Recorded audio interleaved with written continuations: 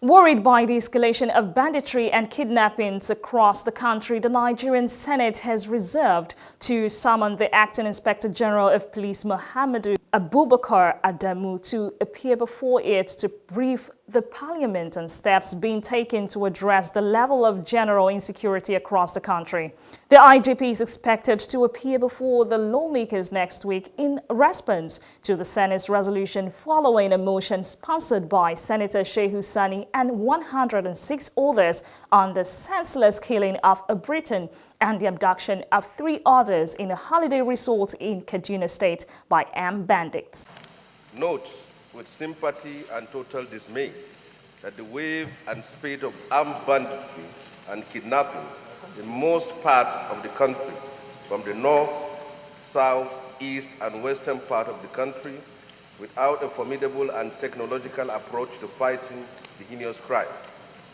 Worried that in recent times, the attacks on individuals, houses, and villages have become one too many, and there is no single person that has been brought to book as a result of the wanton killings, and the so much emphasized effort at combating the crime is not yielding fruitful results. The upper chambers further noted that the recurrence of this banditry where foreigners and tourists are involved may court Nigeria's diplomatic relationship on the line, thereby raising the red flag to all the tourists who may wish to visit Nigeria. It is obvious that with what has happened in Kaduna and has happened in other places, Nigerians will continue to be profiled abroad as those who cannot be trusted. It affects innocent Nigerians who travel out of Nigeria. And so we need to do something about this. As has been said, food security is also affected because people have abandoned their farms. It's no more safe to go to the farm anywhere in Nigeria because of the fear of being kidnapped. Those who would like to come to Nigeria as a tourist place, we now have have to think twice before coming to Nigeria. So it's therefore affecting our tourism. And it's also affecting our direct foreign investment. So there are so many implications for us as a country. That's why we need to do something about this. And this has been sustained over time. And it doesn't appear to me that we're getting it right.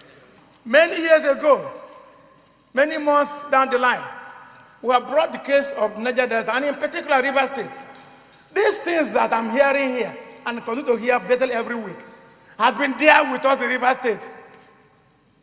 And it's like, it's not a serious matter. Now it has gone wrong.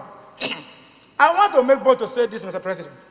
In 2004, people like Senator Aduda, Philip Aduda, they were there with us.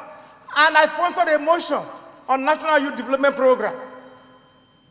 It was intended to address some of these issues.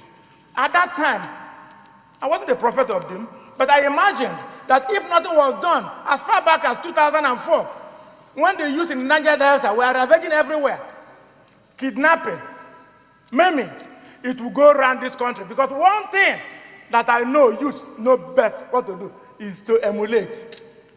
The demonstration effect has caught up everywhere in this country.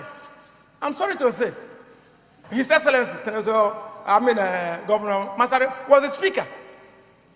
That bill, after the second reading also, because of expiration of time and all that, didn't see the light of day. Because who are the key drivers of this process, of these killings, this violence? The youths. What do they have? They have 2 important assets: idle time and a lot of energy. And it is also said, an idle brain is the devil's workshop. Until our youths are engaged, Mr. President, this problem will continue to be with us. President of the Senate, Bukola Saraki, noted that a structural approach is needed to address the security challenges in the country and expressed the hope that the new leadership of the Nigeria Police Force will be equal to the task. Address a holistic approach. And I thought we should have had a prayer to also do in line with some of the work we have done so far. If you remember, as a writer, we had done a retreat, we had done a report, and we're doing a few recommendations. And if you can recollect, we even invited the heads of the security agencies here and directed them to submit to us what their needs were, and there was no response to date. So what I think is that we should pick it up from here. As we say, we should not get discouraged.